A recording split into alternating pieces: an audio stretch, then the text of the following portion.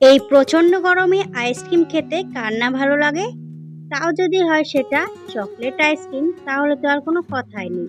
ছোট থেকে বড় এই চকলেট আইসক্রিম কিন্তু সকলেই খুব পছন্দ করে। শুধুমাত্র 3টে উপকরণে কিন্তু এই চকলেট আইসক্রিমটা তৈরি হয়ে যাবে। আর এই চকলেট আইসক্রিমটা বানাতে না লাগবে হুইপ ক্রিম, না লাগবে কনডেন্স মিল্ক, না লাগবে ইলেকট্রিক বিটার।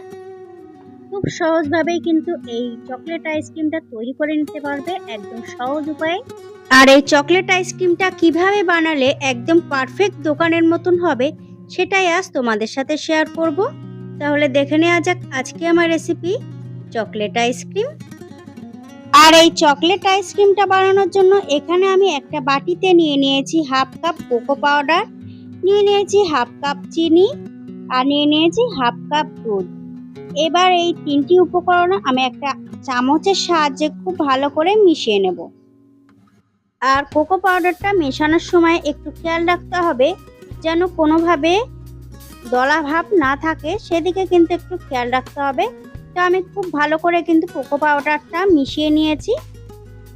এবার একটা ফ্রাই প্যান নিয়ে নিয়েছি, আর এই ফ্রাই প্যানের আমি কোকো পাউডারটা দিয়ে দেব। আর কোকো পাউডারটা দেওয়ার পরে আমি ওভেনটা জ্বালিয়ে দেব। আর ওভেনটা জ্বালানোর পরে কিন্তু মিডিয়াম আঁচে রাখতে হবে, আর মিডিয়াম আঁচে রেখেই কিন্তু কোকো পাউডারটা জাল করে নিতে হবে। হাই আঁচে কিন্তু জাল করা যাবে না, এদিকে কিন্তু খেয়াল রাখতে হবে। 5 থেকে 7 মিনিট মিডিয়াম আঁচে জাল করে নেওয়ার পরে কিন্তু একটু গাঢ় হয়ে যাবে। আর আমি দেখতে পাচ্ছ চামচ দিয়ে তুলে তুলে কিন্তু একটু দেখিয়ে দিচ্ছি তোমাদের, এখনো কিন্তু পাতলা আছে। যখন চামচের গায়ে লেগে যাবে আর সরে পড়বে না, তখনই কিন্তু বুঝে নিতে হবে কোকো পাউডারটা জাল করে নেওয়া হয়ে গেছে। তো এই যে দেখতে পাচ্ছ চামচের গায়ে কিন্তু আটকে আছে, পড়ছে না, দেখতে পাচ্ছ। তো আমার কিন্তু কোকো পাউডারটা জাল করে নেওয়া হয়ে গেছে। এবার আমি ওভেনটাকে অফ করে দেব। আর ওভেনটা অফ করে দেওয়ার পরে যতক্ষণ না এই কোকো পাউডারটা ঠান্ডা হয়ে আসছে, ততক্ষণ আমি এভাবেই রেখে দেবো এটাকে। তো এটা কিন্তু ঠান্ডা হয়ে গেছে। এবার আমি একটা মিক্সির জারে পুরো কোকো পাউডারটা ঢেলে নেব। আর দেখতেই পাচ্ছ এখন কতটা পরিমাণে গাঢ় হয়ে গেছে ঠান্ডা হওয়ার পরে। তো পুরো কোকো পাউডারটাই কিন্তু আমি মিক্সির জারে নিয়ে নিয়েছি। এবার আমি দিয়ে দেব 1 বাটি দুধের সর। এখানে আমি 2 দিন ধরে দুধের মালাইটাকে তুলে রেখেছিলাম, তো সেটাই আমি মিক্সির জারে দিয়ে দিয়েছি। এবার এই কোকো পাউডার আর দুধের সরটা আমি পালস মোডে ব্লেন্ড করে নিয়ে আসব। আর ব্লেন্ড করে নিয়ে এসে আমি চামচের সাহায্যে একটু তুলেও তোমাদেরকে কাছ থেকে দেখিয়ে দিচ্ছি কতটা ক্রিমি টেক্সচার এসেছে। এবার যে পাত্রে আমি আইসক্রিমটা সেট করব, সেই পাত্রটা নিয়ে নেব। এবার এই আইসক্রিমের ব্যাটারটা আমি এই মোল্ডের মধ্যে ঢেলে নেব। আর নিশ্চয়ই দেখে বুঝতেই পারছো কতটা ক্রিমি টেক্সচার এসেছে। এবার আর কিছুই না, আমি এর উপর দিয়ে একটু ক্যাডবেরি ভেঙে উপর থেকে দিয়ে দেব, যাতে মুখে পড়লে একটু দানা দানা লাগে, সেই জন্য আমি দিয়ে দিচ্ছি। এটা যদিও বা অপশনাল, তোমরা দিতে পারো, চাইলে নাও দিতে পারো। এবার একটা ক্লিন র্যাপ দিয়ে আমি আইসক্রিমটাকে সিল করে দেব।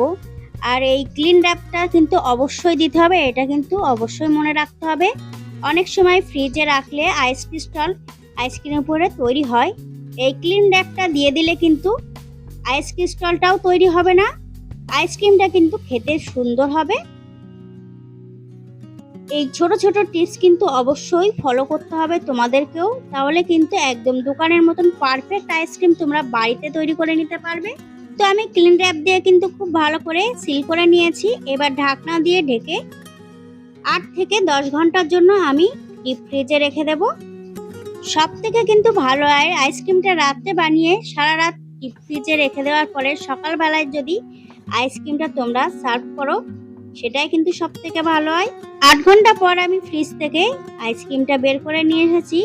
আর ক্লিন র্যাপটা তুলে তোমাদেরকে দেখিয়ে দিচ্ছি আইসক্রিমটার মধ্যে কিন্তু একদমই আইস ক্রিস্টাল তৈরি হয়নি, কতটা ক্রিমি একটা আইসক্রিম তৈরি হয়েছে।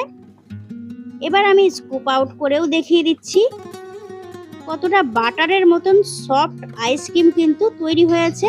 আর এই আইসক্রিমটা দেখতেই পাচ্ছ বানানো কতটা সহজ, একদম কিন্তু খুব কম সময়ে এই আইসক্রিমটা তৈরি হয়ে গেল। আর কোনো বেশি উপকরণও কিন্তু লাগলো না। বাড়িতে যদি দুধ, চিনি আর কোকো পাউডার থেকে থাকে তাহলে কিন্তু অনায়াসে তোমরা বাড়িতেই এই চকলেট আইসক্রিমটা তৈরি করে নিতে পারবে।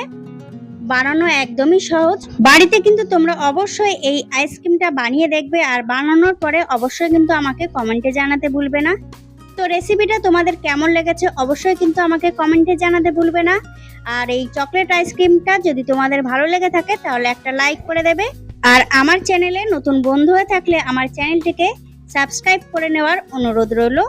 এবার আর কিছুই না, আমি এই চকলেট আইসক্রিমের উপর থেকে একটু চকলেট সিরাপ দিয়ে দেব যাতে এই আইসক্রিমটা দেখতে একটু ভালো লাগে, সেই জন্য। তাহলে বন্ধুরা আজকের মতন এই পর্যন্ত, দেখা হচ্ছে অন্য কোনো রেসিপি নিয়ে। ততক্ষণে সবাই ভালো থাকবে, সুস্থ থাকবে। নমস্কার।